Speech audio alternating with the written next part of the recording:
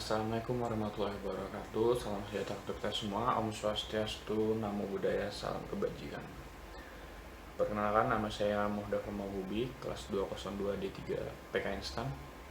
Di video kali ini, sebelumnya cita-cita saya menjadi akuntan yang bertanggung jawab dan berintegritas.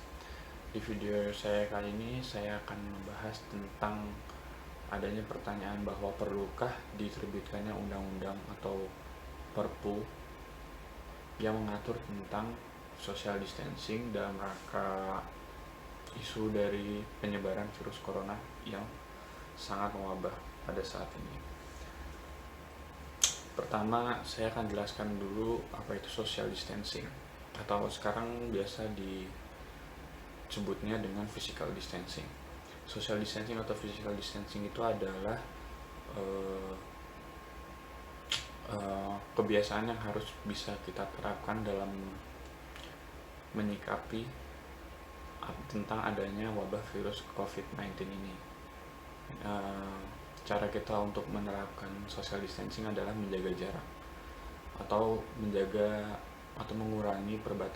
mengurangi batas-batas antara interaksi sesama manusia.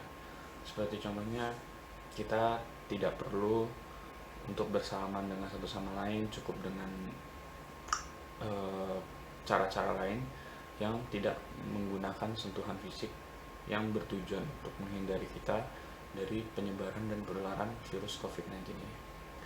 Nah, dengan adanya social distancing yang digencar-gencar disuarakan oleh pemerintah dan orang-orang di sekitarnya orang-orang di sekitar kita supaya kita bisa terhindar dan terjaga, dan supaya bisa juga untuk tidak, apabila kita mempunyai virus corona tersebut, tidak menularkan ke orang lain.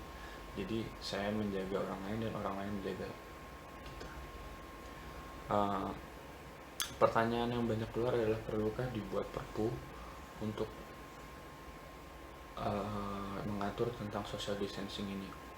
Menurut saya tidak perlu, karena dalam undang-undang sudah ada beberapa peraturan perundang-undangan yang mengatur tentang apa yang harus dilakukan apabila ada wabah seperti ini.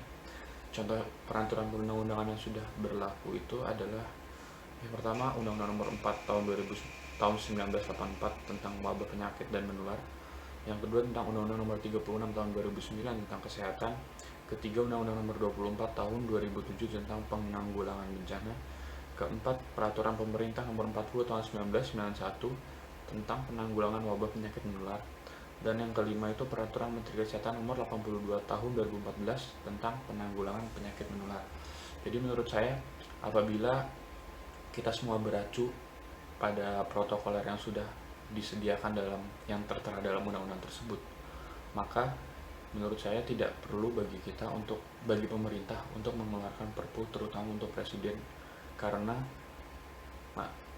masih ada undang-undang yang berlaku yang bertugas untuk mengatur apa yang harus dilakukan protokolernya apabila terjadi wabah virus saat ini.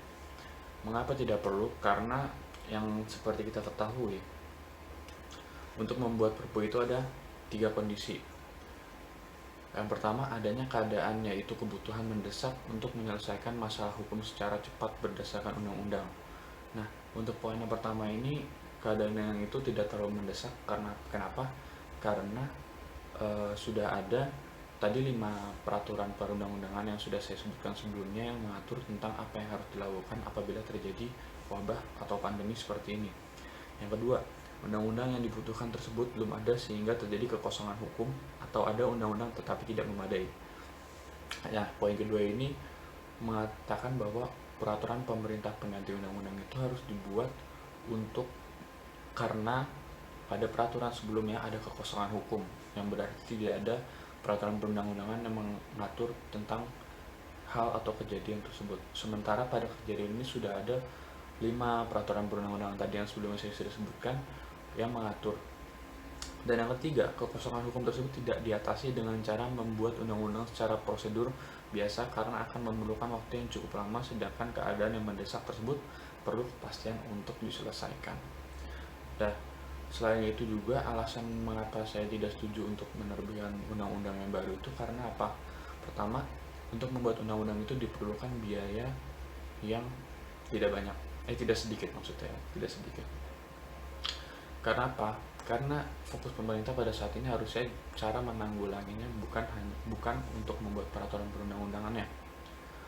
Karena kita ketahui bahwa banyak sekali tenaga-tenaga medis yang kekurangan APD, yang kekurangan masker, sampai-sampai ada beberapa tenaga medis yang terkena terpapar virus corona tersebut karena kekurangan alat pelindung diri.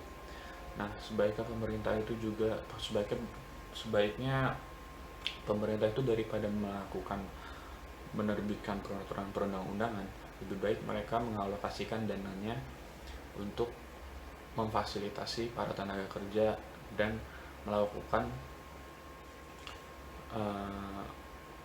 dan menyumbangkan uang-uang tersebut untuk membantu para korban dan para masyarakat yang sekarang kegiatan dibatasi sehingga tidak mendapatkan gaji yang utuh.